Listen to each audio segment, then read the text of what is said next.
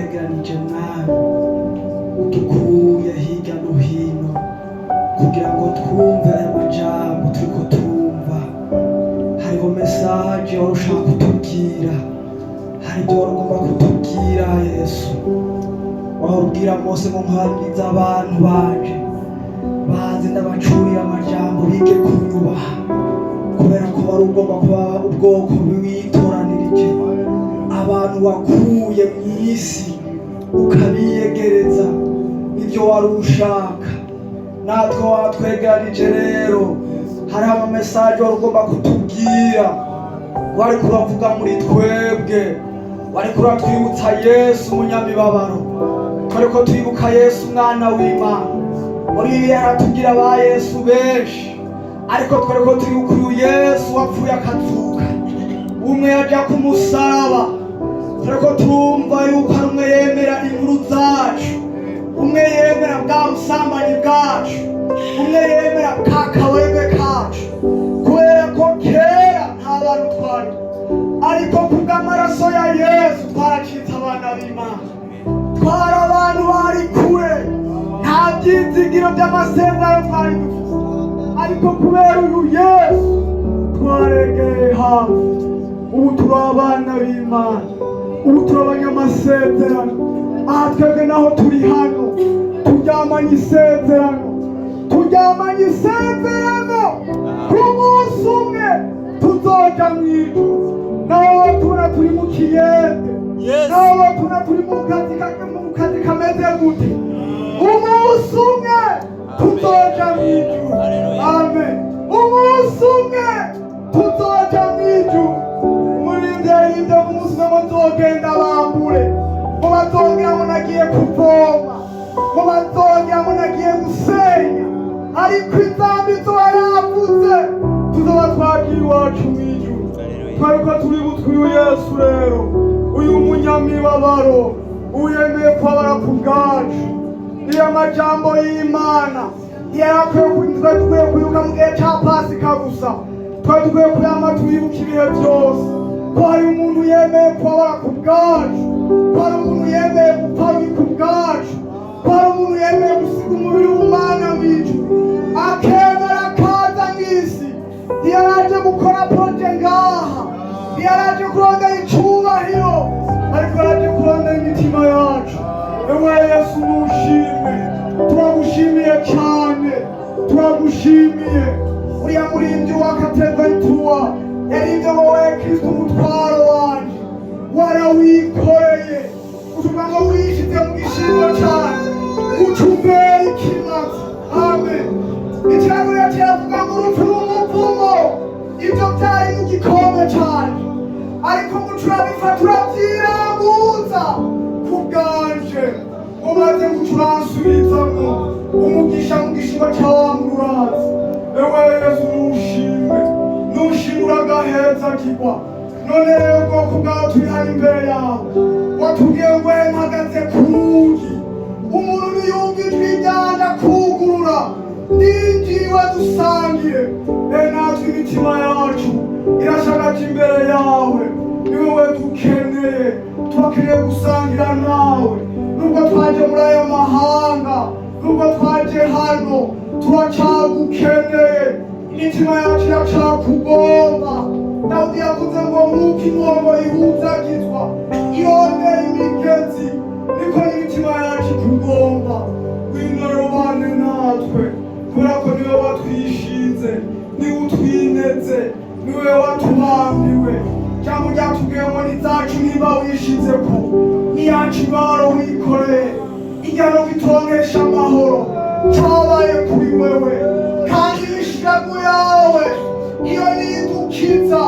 Turasenganiye natwe twaje ahantu, turasenganiye Mwami, ni wowe duhanze amaso, ni wowe dukeneye, kubera ko waje kurondera n'ugukiza icyari cyarazimiye. Ngwino ubane natwe rero, utugirire neza, kuko urupfu n'umuvumo byari mu gikombe cyacu. Twebwe twari abantu bo gupfa, twebwe twari abantu bari kure, twebwe twari abantu atabyizigiro by'ibizoba twari dufise, twebwe twari inyuma y'amasezerano ariko iyo uja ku musaraba ucubava ngo nzokwikwegera kw'abantu bose, na jewe nari ndimo, na bene data bari barimo, mo wikwegeko. Umuririmbyi wacu wasezeranye ati yavuze ngo muwe kishije amaraso, nzi yuko na jewe ndimo, aca ngo nzohora ndiri mu rukundo, ndagwamamaze hose. Turagushimiye Yesu, turashimiye urukundo rwawe, urugendo ni rurerure cane, uko Imana idukunda ntawe rudondora. Urukundo rwawe rusumba ukwezi, urukundo rwawe rusumba n'izuba, kandi ngo nahari ikuzimu rubashikayo.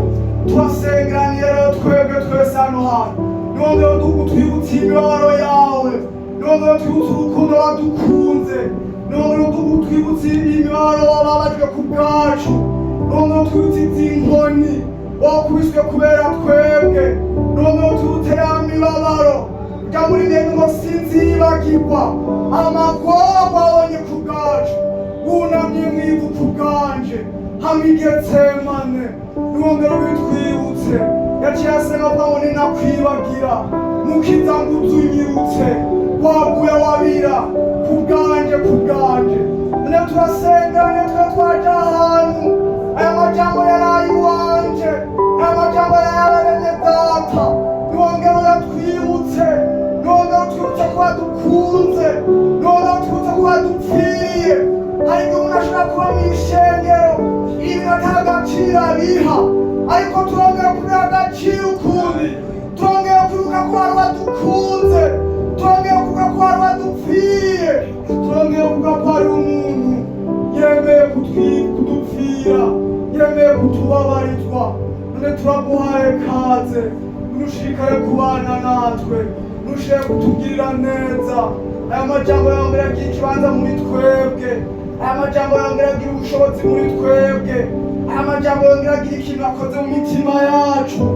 Urakoze Mwami, urakoze, turagushimiye mu izina rya Kristo Yesu, amen.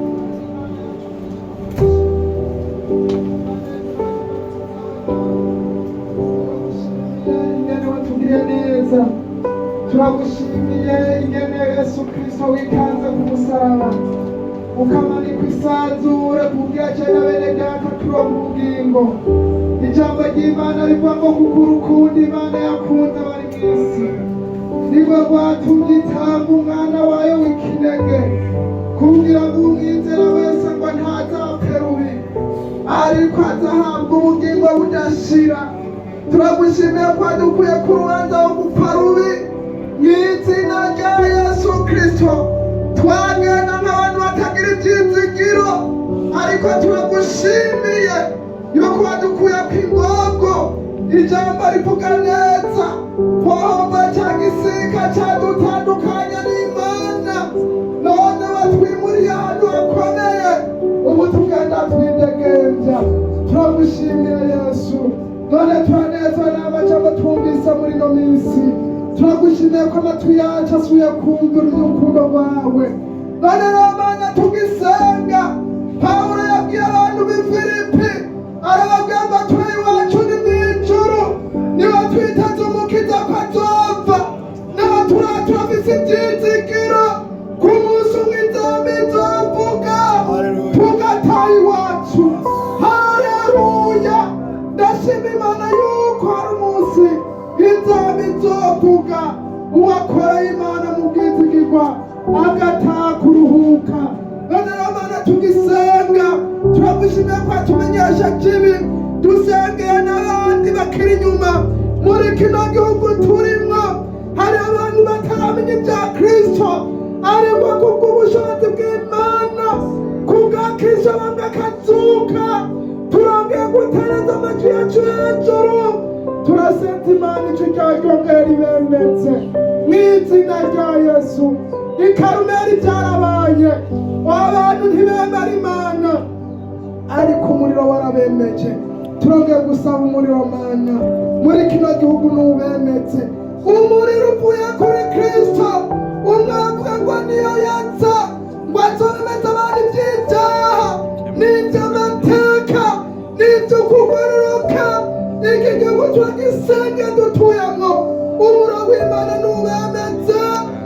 izina rya Yesu natwe twavuga umuriro nukore, abantu bongera bihane bahebe ibigirwamana, ibisigaro turindira hano hantu Mana, uduha ibyizigo byo kuzashika mu bwami. Umuririmbyi yavuze neza n'izina rya Yesu ngo mukiza narapanye nawe kuko wampiriye. Haleluya, hazogera igihe tuza dutahe mu ijuru. Urakoze Mana ugiye kubana natwe, uturindire muri kino gihugu, naho hari ibwatsi yerera, naho hari ibikomera turwanya, naho hari ibigenda bikora ibitari byo bigomba kutubuza gushyira mu bwami bwo mu ijuru. Uduhe guhagarara neza muri kino gihe. Urakoze Mana ugiye kubana natwe, wagura ubwami bw'Imana muri kino gisagara, n'abandi batararonka akajya kuza kumva ibya Yesu wongera ubacira inzira Mana. Urakoze Mana ugiye kubana natwe, iri shyaka ry'ahantu ryugugura umuvumba tuzoshoboye kubonana Mana tunezerewe. Urakoze Mana ugiye kubana natwe mu bwiza ryongera Yesu Kristo.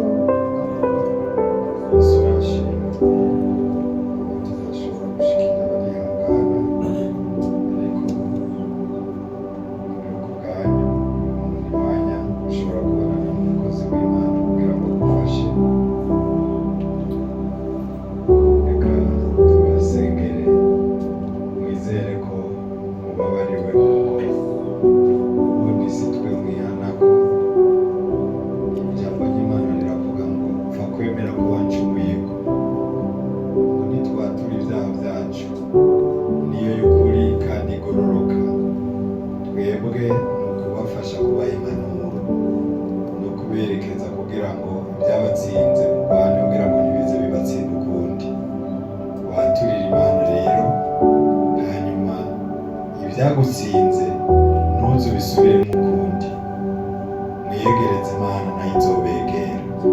Umurwanyi wa murwanyizi nawe azobahunga. Yesu abafashe. Reka dusenge.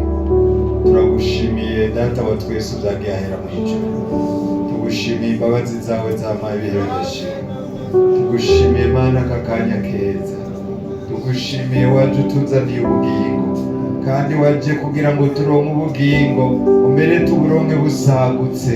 Izina ryawe nirihabwe icubahiro. Waje uri umwungere mwiza, wigura intama zawe.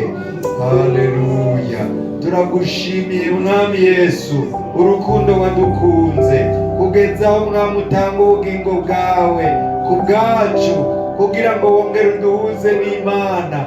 Duhabwe icubahiro Mwami. None rero baraba bene Data baciye bugufi imbere y'inyonga zawe. Mana yera, Mana yo mw'ijuru, raba ibyatumye Mwami wongera gusohoka kugira ngo ntube muri bo.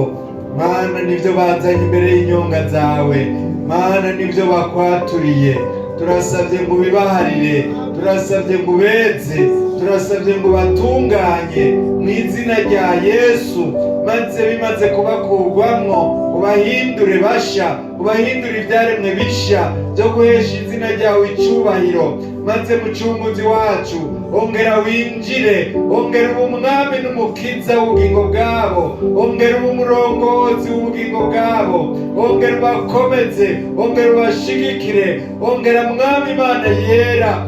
Haleluya, ubagwanira intambara, ibyabatsinze ntibize bibatsinda ukundi, ariko here none bamwe ivyamwa bikwiranye no kwihana.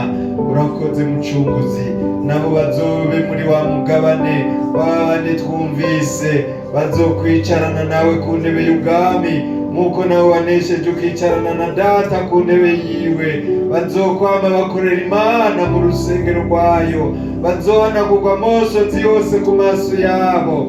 Urazoba ukoze mucunguzi, kandi turagushimiye kubakiriye, turagushimiye kubahariye.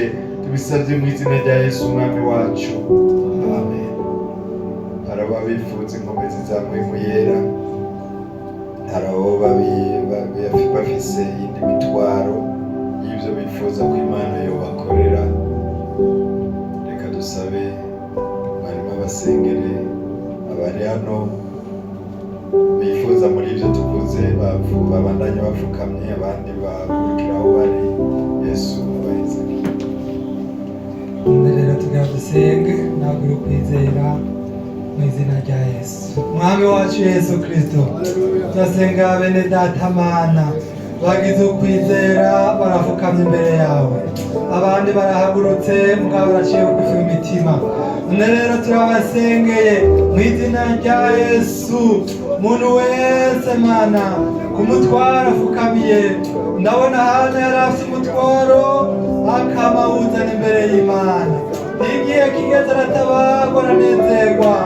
Mwami Yesu, abene data turabasengeye iyi mitwaro bafukamiye mu izina rya Yesu, afite imitwaro yo kubura ubuzi, afite imitwaro y'amadeni, afite imitwaro y'ibyaha byabo byose, afite imitwaro itandukanye, afite imitwaro y'indwara. Umuntu wese inafukamiye turabasengeye mu izina rya Yesu, nubatabara ubagirire neza ahantu bafukamye Mwami, baze bahazana ishimwe wabatabaye. Kandi turasengeye n'umuntu yifuza ubushobozi mu izina rya Yesu, kuko urabusezeranye, waravuze ngo nzosuka ubushobozi kandi n'umubiri wose. Uravuga ngo iryo sezerano ni rwanyu ngo kandi ni iry'abana banyu. None rero turagomba dushyize amasezerano, abantu bizeye ubagirire neza ubushobozi bw'Imana. Mwami Yesu, ubagendagendemo ubashoboze kwirinda. Urakoze kubagirire neza, urakoze kubyumvise, natwe tubasengeye twizeye mu izina rya Yesu.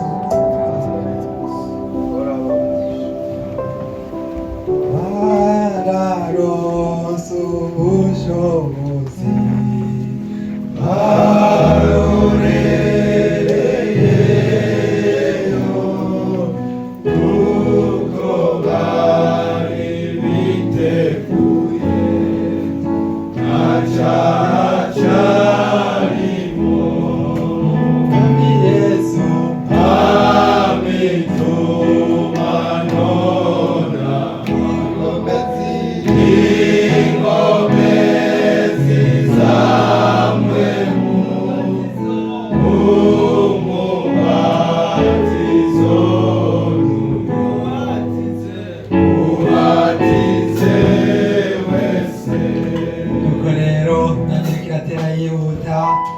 turashimira Imana ku majambo y'Imana twumvise, kandi turashimira Imana ingene yabanye nacu ikaduha kumva amajambo yayo.